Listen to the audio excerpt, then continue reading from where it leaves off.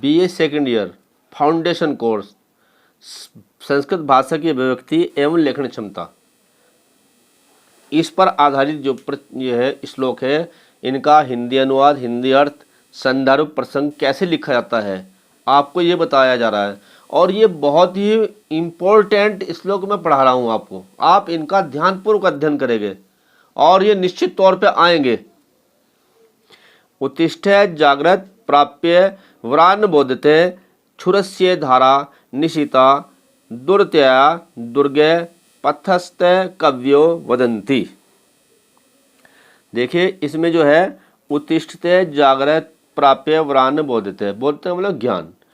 हे मनुष्य उठो जागो और ज्ञानी पुरुषों के पास में रह करके ज्ञान को प्राप्त करो। हे पुरुषों उठो जागो, उत्तिष्ठ जागरो, उठो जागो, प्राप्य प्राप्त करो, वरान्य बोधते मैंने बोध को कहाँ पे, ज्ञानी जनों के पास में रहकर बोध अर्थात ज्ञान को प्राप्त करो। आगे कहा क्षुरस्य धारा निशिता दुर्तया दुर्गम पतस्थ कवियो वदंती, कि जिस प्रकार से छुरे की धार, क्षुरस्य धारा मैंने छुरे की धार, निशिता दुर्तया दो धारी होती है। जिस प्रकार से छुरे की धार एक तो तीक्ष्ण होती है, तेज होती है, और दो धारी होती है। तो उसी प्रकार से तत्वज्ञानी उस मान को वैसा ही कवियो वदंती, तत्वज्ञानी उस प्रकार उस मान को वैसा ही दुर्गम बताते हैं, वैसा ही कठिन बताते हैं। इसलिए देखिए आगे, हे पुरुषों उठो जागो और श्रेष्ठ मनुष्य के पास में रहकर ज्ञान अर्थात बोध को प्राप्त करो, क्योंकि जिस प्रकार क्षुरस्य धारा, छुरे की धार तीक्ष्ण या जो है तेज होती है, कठिन होती है और दो धारी होती है, तत्वज्ञानी तत्व को जानने वाले उस मान को वैसा ही दुर्गम बताते हैं। अब देखिए मैंने नीचे संदर्भ लिखा है, देखिए प्रस्तुत मंत्र कठोपनिषद के प्रथम अध्याय की तृतीय वल्ली का 14वां मंत्र है।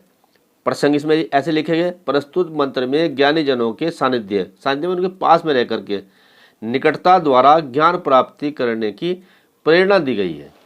अब देखिए हिंदी अर्थ या हिंदी अनुवाद, उठो जागो श्रेष्ठ ज्ञानी पुरुषों के समीप जाकर या समीप रहकर बोध अर्थात ज्ञान को प्राप्त करो।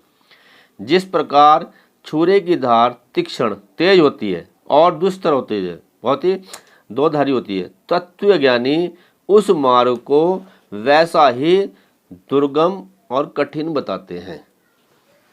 भद्रमिच्छन्ते ऋषय स्वर विदस्तवो दीक्षाम उपनिषदुरग्रे ततो राष्ट्रम बलमोजश्च जातम तद अस्मै देवा उपसन्मन्नन्तु।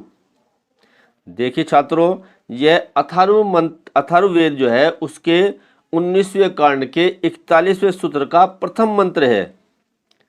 और इसके ऋषि जो है ब्रह्मा, देवता, तप और छंद विष्णु है।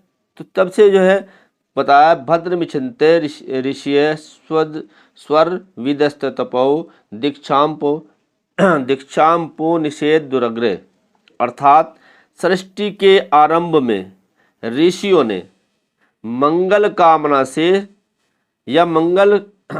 से स्वर्ग को प्राप्त करते हुए साधना के रूप में ततो राष्ट्रम बलम ओजस्य जाते तस्मदे देवा उपसन्नमन्तु, तप और दीक्षा प्राप्त किया था। उसी प्रकार से या उसकी सामर्थ्य से राष्ट्रम अर्थात राष्ट्र, बल, चैवन और ओज, उसी तप दीक्षा को प्राप्त किया, उसकी सामर्थ्य से राष्ट्र, बल और ओज निष्पन्न यानी उत्पन्न हुआ।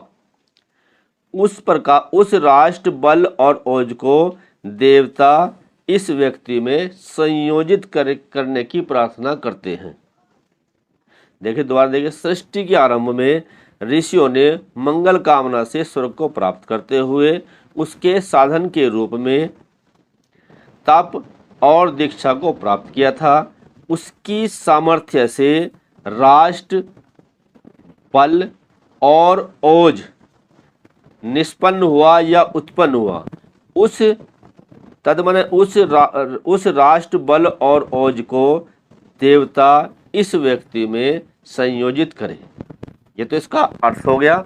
अब देखिए संदर्भ प्रस्तुत मंत्र अथर्ववेद के 19वें कांड के 41वें सूक्त का प्रथम मंत्र है। इसके ऋषि ब्रह्मा, देवता तप और छंद विष्णु है। प्रसंग देख कैसे लिखा था। प्रस्तुत मंत्र में देवता से राष्ट्र बल और ओज को व्यक्ति में संयोजित करने की कामना की गई है। हिंदी अर्थ देखिए, सृष्टि के आरंभ में ऋषियों ने मंगल कामना से स्वर्ग को प्राप्त करने की कामना करते हुए उसके साधन के रूप में तप और दीक्षा को प्राप्त किया था। उसकी सामर्थ्य से राष्ट्र बल और ओज निष्पन्न में उत्पन्न हुआ। उस राष्ट्र बल और ओज को देवता इस व्यक्ति में संयोजित करे।